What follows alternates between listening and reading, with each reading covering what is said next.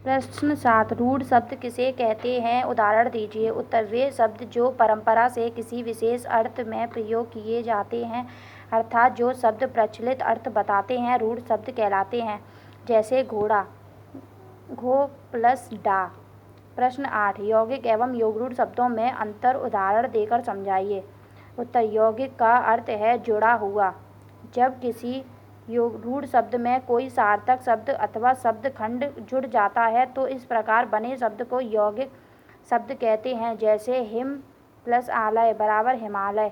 दो या दो से अधिक शब्दों के मेल से बनने वाले वे शब्द जो विशेष अर्थ का बोध कराते हैं उन्हें योगरूढ़ शब्द कहलाते हैं। जैसे पंकज, कीचड़ में जन्म लेने वाला कमल।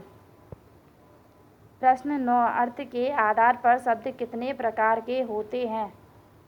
उत्तर, अर्थ के आधार पर शब्द 4 प्रकार के होते हैं। एकार्थी शब्द, अनेकार्थी शब्द, समानार्थी शब्द, विपरीतार्थी शब्द। प्रश्न 10, एकार्थी और अनेकार्थी शब्दों में अंतर बताइए। दो उदाहरण भी दीजिए। उत्तर, वे शब्द जिनका प्रयोग एक ही अर्थ में होता है एकार्थी शब्द कहलाते हैं। जैसे पुस्तक, सड़क, वृक्ष आदि।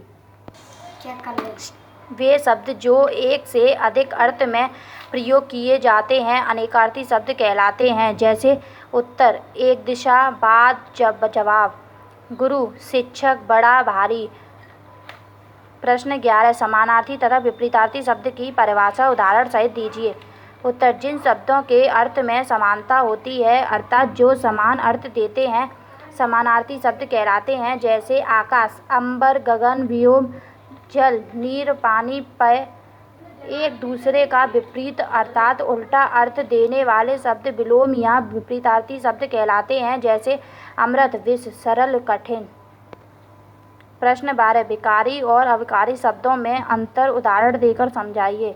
उत्तर, वाक्यों में प्रयोग करने पर जिन शब्दों के रूप लिंग, वचन, कारक और पुरुष के अनुसार बदल जाते हैं उन्हें विकारी शब्द कहते हैं। जैसे बच्चा खाता है।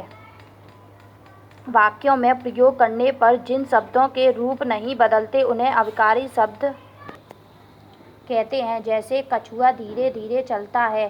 पाठ 4, संज्ञा। प्रश्न 1, संज्ञा किसे कहते हैं, उदाहरण देकर स्पष्ट कीजिए। उत्तर, किसी प्राणी, वस्तु, स्थान या भाव के नाम को संज्ञा कहते हैं। जैसे किताब, जयपुर आदि। प्रश्न 2, हिंदी में संज्ञा के कौन कौन से भेद हैं। उत्तर, हिंदी में संज्ञा के 3 भेद हैं। फर्स्ट, व्यक्तिवाचक संज्ञा, भाववाचक संज्ञा, जातिवाचक संज्ञा।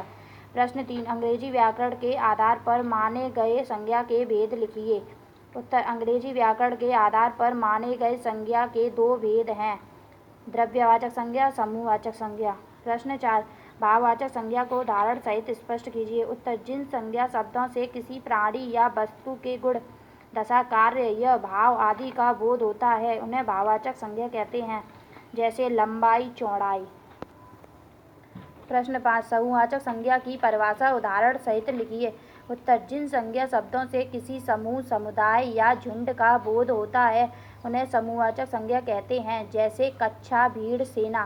पाठ 5, सर्वनाम। प्रश्न 1, सर्वनाम की परिभाषा दीजिए। उत्तर, जो शब्द संज्ञा के स्थान पर प्रयोग किए जाते हैं उन्हें सर्वनाम कहते हैं।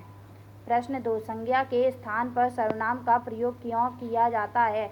उत्तर, संज्ञा के स्थान पर सर्वनाम शब्दों का प्रयोग इसीलिए किया जाता है क्योंकि भाषा की स्पष्टता, सुंदरता एवं स्वाभाविकता नष्ट न हो जाए। प्रश्न 3, सर्वनाम के कितने भेद हैं, सर्वनाम के भेदों के नाम लिखिए। उत्तर, सर्वनाम के 6 भेद हैं, पुरुषवाचक सर्वनाम, निश्चयवाचक सर्वनाम, अनिश्चयवाचक सर्वनाम, संबंधवाचक सर्वनाम, प्रश्नवाचक सर्वनाम, निजवाचक सर्वनाम। प्रश्न 4, पुरुषवाचक सर्वनाम किसे कहते हैं, पुरुषवाचक सर्वनाम के उपभेदों को उदाहरण सहित स्पष्ट कीजिए।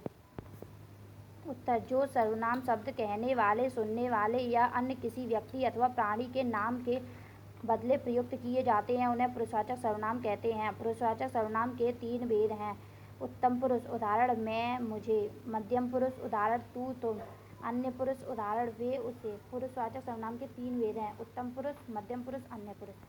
प्रश्न 5, निश्चयवाचक सर्वनाम तथा अनिश्चयवाचक सर्वनाम में अंतर सहित स्पष्ट कीजिए। उत्तर जो सर्वनाम शब्द निकट या दूर की किसी निश्चित वस्तु, व्यक्ति या प्राणी की ओर संकेत करते हैं निश्चयवाचक सर्वनाम कहते हैं। जैसे यह मेरी पुस्तक है। जिन सर्वनाम शब्दों से किसी निश्चित वस्तु या व्यक्ति का बोध नहीं होता है उन्हें अनिश्चयवाचक सर्वनाम कहते हैं। जैसे पेड़ पर कोई बैठा है। प्रश्न 6 संबंधवाचक सर्वनाम तथा प्रश्नवाचक सर्वनाम की परिभाषा लिखिए, उदाहरण भी दीजिए। उत्तर जो सर्वनाम शब्द वाक्य में किसी संज्ञा या सर्वनाम से संबंध व्यक्त करते हैं उन्हें संबंधवाचक सर्वनाम कहते हैं। जैसे जैसा बोओगे वैसा काटोगे। जिन सर्वनाम शब्दों का प्रयोग प्रश्न पूछने के लिए किया जाता है उन्हें प्रश्नवाचक सर्वनाम कहते हैं। जैसे अभिनव कहाँ गया है।